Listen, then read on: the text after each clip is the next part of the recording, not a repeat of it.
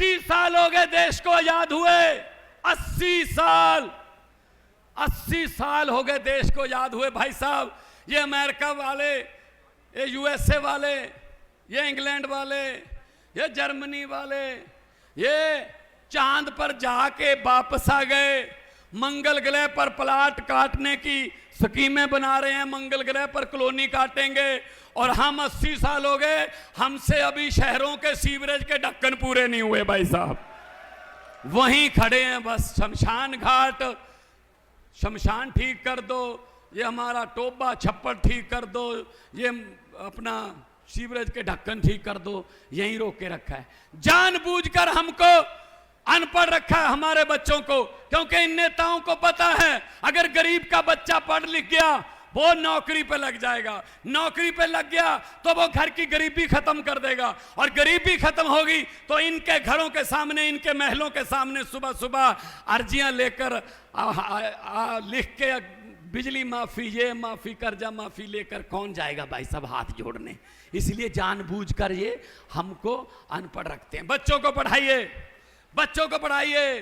पंजाब में हमने स्कूल शानदार बना दिए, प्राइवेट स्कूल भी वैसे ही है, सरकारी भी वैसे ही है, आपकी मर्जी है। बच्चा सरकारी में पढ़ाना सरकारी में पढ़ा लो, प्राइवेट में पढ़ाना प्राइवेट में पढ़ा लो, लेकिन हाँ उधर फीस लगेगी, इधर फीस भी नहीं लगती भाई साहब। हमारे बच्चे अफसर बन के निकल रहे हैं, अब 4 सालों में इतना सुधार हो गया। इन नेताओं पर यकीन उठ गया हमारा। एक बड़ी अच्छी बात है, मैंने पता नहीं कौन सी किसी सीडी में मैंने बोला था जब मैं कलाकार के तौर पे काम करता था, भाई साहब बेनीवाल जी, नेता लोगों ने सोचा कि गनमैन नहीं लेंगे, बॉडीगार्ड साथ में नहीं लेंगे, वो सड़क पे सिविल कपड़ों में सिक्योरिटी लगा देंगे, हम एक बस में बैठकर शिमला चलते हैं, घूमने चलते हैं शिमला। भाई साहब 40-50 नेता थे, बड़ी शानदार बस उन्होंने ली किराए पे, अंताक्षरी खेलते हुए जा रहे हैं। अचानक बस अंबाला के पास के बाद पंजाब में जब एंटर हुई, पंजाब में किसी सड़क के गड्ढे में बस पलट गई। वहां कोई किसान खेतों में काम कर रहा था, उसने बस के ऊपर मिट्टी डाल दी। अब सिक्योरिटी को चिंता हुई कि इस पॉइंट से बस निकल गई थी, इस पॉइंट तक पहुंची नहीं, बीच में ही है, तो उन्होंने ढूंढना शुरू किया। उसी किसान से बात की। नेताओं की झूठ बोलने की आदत को लोगों ने कितना अपने खून में बसा रखा है, ये बात आपको पता चल जाएगी इस बात से। तो उसी किसान से बात की कि भाई साहब इस नंबर की और इस रंग की बस थी, आपने देखी? कहता हाँ देखी थी, गड्ढे में पलट गई थी। कहता अब किधर गई? कहता मैंने ऊपर मिट्टी डाल दी।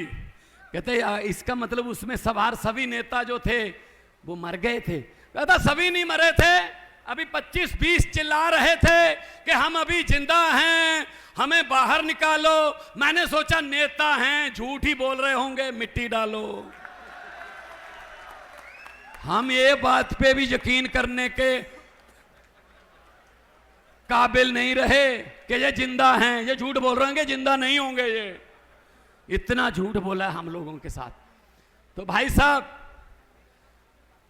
आप लोग मेहनती लोग हो, ये सकौती गांव वालों को बहुत धन्यवाद करता हूं मैं, और बालियान साहब का धन्यवाद, मनु चौधरी जी का धन्यवाद। मुझे बुलाया, मैं पंजाब से आया, मैं भगत सिंह की मिट्टी से आया हूं, जिन्होंने 23 साल की उम्र में कुर्बानी दी और देश को अंग्रेजों ने आजाद करवाया।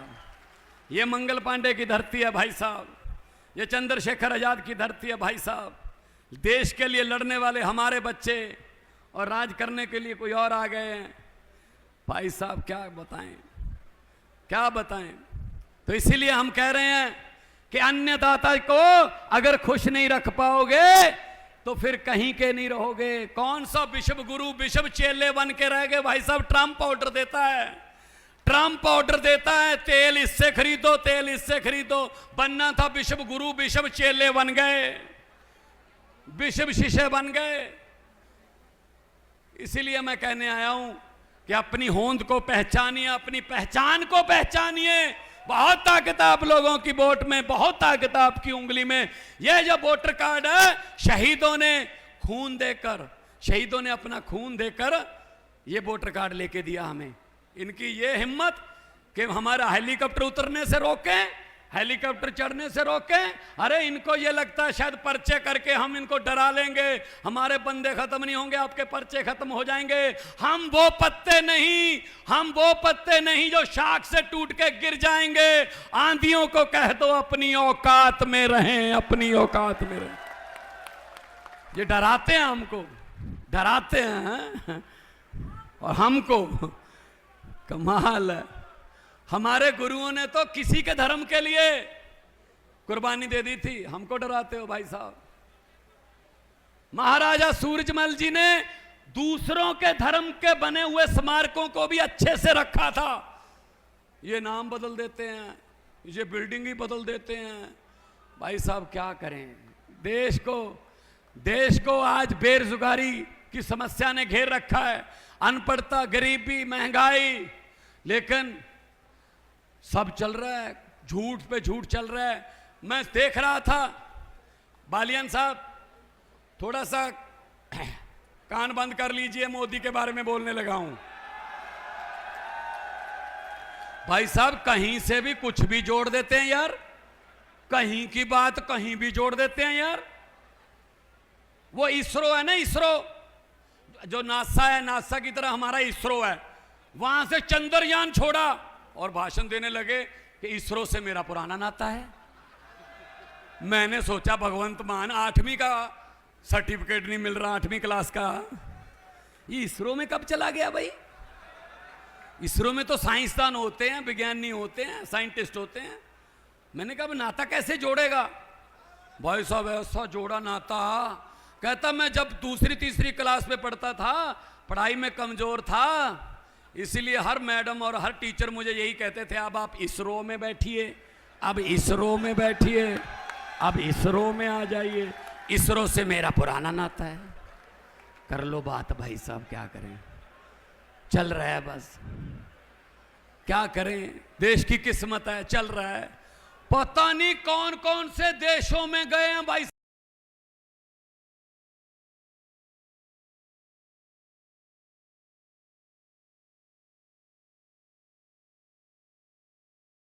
वो देश ही नहीं सुने कभी, ककनेशिया, पकलेशिया, पपुआ गुनुआ, टकुआ टकुआ। अरे यार कहां जा रहे हो भाई, हमें तो बता दो कहां जा रहे हो।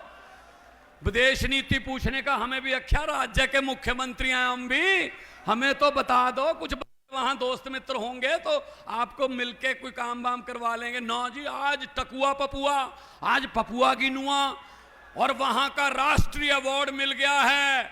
अच्छा जी, राष्ट्रीय अवार्ड मिल गया। वहां की आबादी कितनी है, कहते 9500। मैंने कहा इतने लोग तो हमारे यहाँ जेसीबी चल रही हो उसको देखने के लिए खड़े हो जाते हैं। वो जहां 140 करोड़ रहते हैं वहां रहो, जहां 140 करोड़ रहते हैं वहां रहो। 9500 से बात नहीं बनेगी मोदी जी, 9500 से बात नहीं बनेगी। सच्ची है ना। हाथ खड़े करके ताली बजा के बता दो, थारे हौसला बना दो। इनके कच्चे चिट्ठे पड़े हैं हमारे पास, मैं और बेनीवाल नहीं डरते इनसे।